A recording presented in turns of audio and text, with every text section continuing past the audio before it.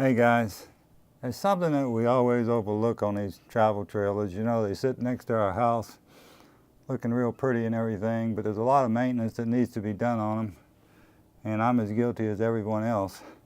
But one of the things that I just noticed that's pretty important here that needs to be done on my Suburban water heater, and they're all about the same, is the anode. I bought two of them. I bought two of these anodes from jet.com for 10 bucks, including shipping and everything. $10 total, which is a pretty good deal. I've got them both right here.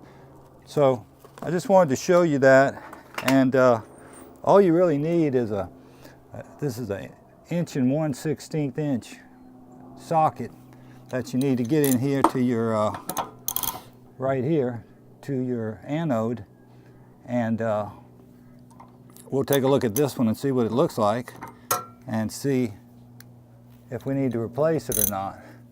So let's go ahead and zoom down closer here where you can see what I'm talking about and see what we're doing, and we'll take a look at this anode and see whether it needs changing or not.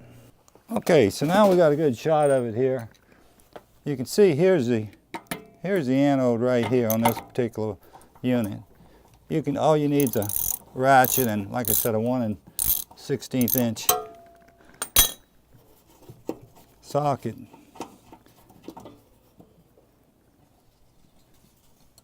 And boy, look at that. Isn't that something? That is really corroded, and this is what's saving your water heater. So what I'm going to do is I'm going to take this little wire brush and see if I can kind of clean up some of that corrosion, electrolysis, whatever you want to call it, right there. And then I'm going to get my air hose. I'm going to blow a little bit of this crap out. Yeah, oh yeah, that's doing a lot of good. Not that you really need to do this. Use plenty of Teflon when you put it back. There you go. I think that looks really good. Let's take the air hose. And this may produce a little bit of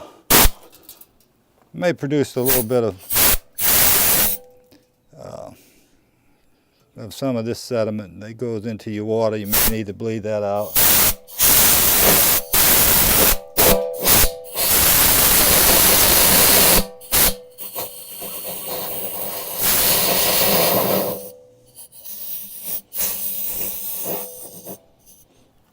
Always wrap your Teflon in the direction that you're going to be turning the threads.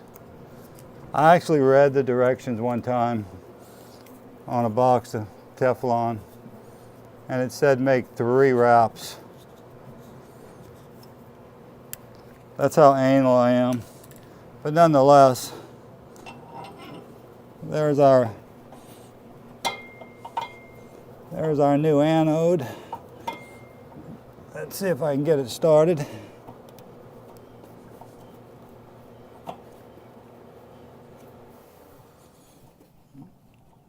It's kind of suspended in midair, so it's kind of like one of those things that wants to tilt down.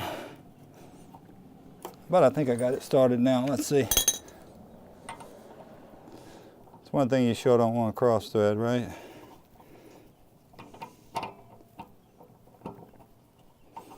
But looks like she's going in good.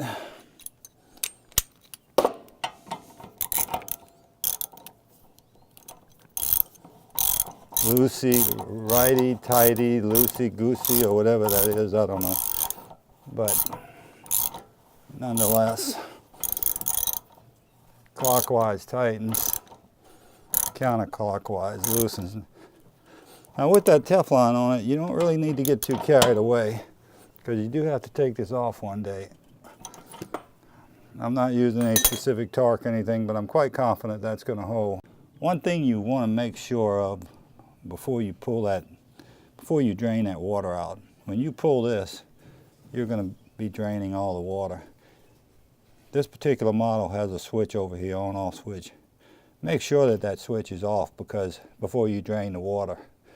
As long as there's water in the heater, you can't hurt the electric heater. But if you drain it, then it will burn that element out just as quick as can be. So make sure that you do get your turn your electricity off before. It's probably a good idea to unplug the trailer, which I didn't, but my switch is off and it's right here. And if I flip that switch on right now, I would probably burn that element out. But anyway, that's all there is to it. We're good to go, and we got a spare. So I hope this helps. I think it's good thing to check. It'll save your water heater from electrolysis destroying the coils, and that's the whole idea of this thing. It's called a sacrificial anode, and as you can see, it's sacrificing its integrity to maintain the integrity of the piping in the unit itself. So this one's no more good, obviously, except for maybe a paperweight. But anyway, you can see all the stuff on it, the corrosion and whatnot. So hope this helps. Until next time, guys. Adios.